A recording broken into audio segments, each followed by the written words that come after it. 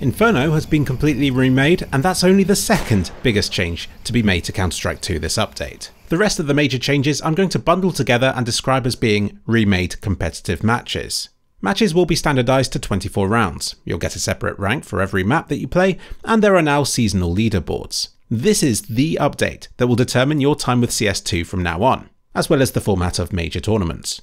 Let's start with the different ranks for different maps. I've heard a lot of suggestions for improving the ranking system over the years, but I don't recall ever hearing this solution suggested.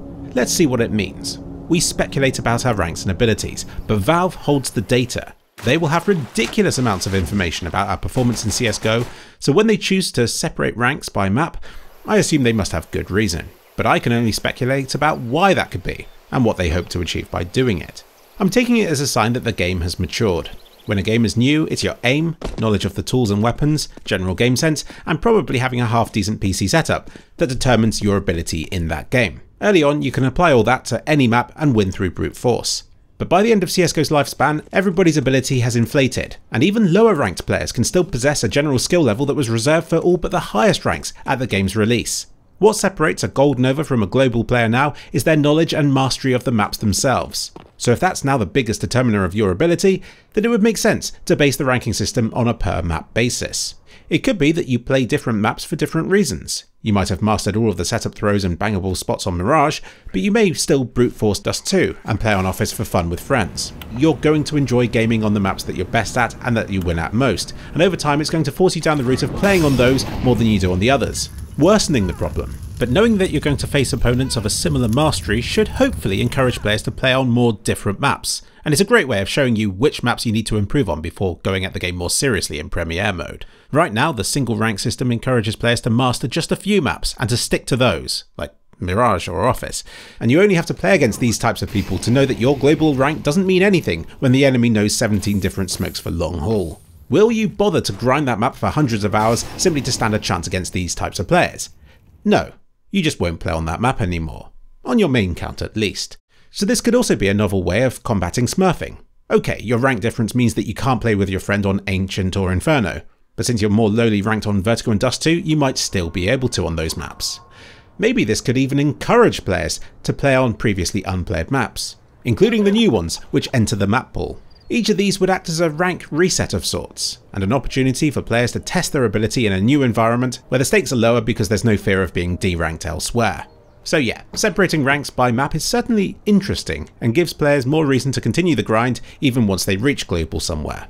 Now for Premiere's leaderboard system. When it started out, I saw Premiere as being a way of lowering queue times for matchmaking by lumping all the maps together into one search, but it's looking more and more like this is going to become the new competitive mode for Counter-Strike, by being like how competitive mode currently is, but with shorter queue times and with a more transparent rating system. It gives extra reason to your skill, beyond simply attaining a higher rank, and it does this by visibly showing where your ability puts you in the world's rankings. This is very similar to some of the menus that the early versions of CSGO had, but nobody cared about those things back then. I used to like the idea of having an official leaderboard for clans in Counter-Strike, so while it's still based around individual performance, this at least gets us a step closer to my childhood dream.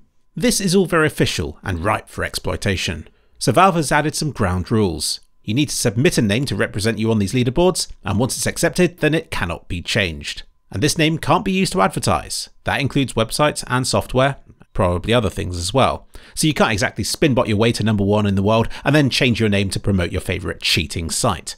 Also, the region your name appears on is decided by the servers that you play on most.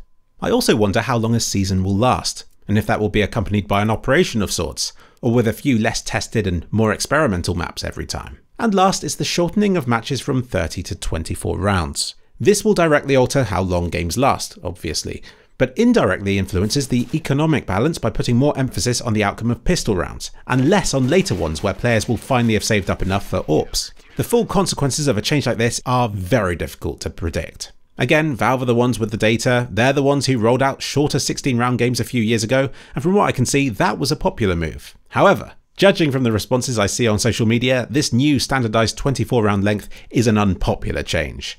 It seems like people think it's probably a good idea for competitions, but not so good for people just wanting to play the game. There was already a short match option, so forcing this new length is seen as diluting down the full experience for people who really wanted to get invested in a game of Counter-Strike. An unhappy compromise for everybody. For competitions, the challenge has always been to get a system that gives teams the fairest chance across a wide number of maps. Best of ones are a horrible way to determine who gets through, but there isn't always time for best of threes, or especially best of fives. When each map can last upwards of 30 rounds, a best of 5 can be quite an undertaking, even if it doesn't go all the way.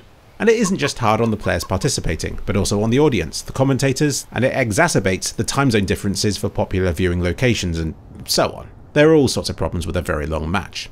But I hope they didn't just make this change for the grand finals of major events. Valve must believe that there are benefits elsewhere in tournaments and for the general player base, which is where the overwhelming majority of games affected by this change will be played. Right, time to give Starfield a spin.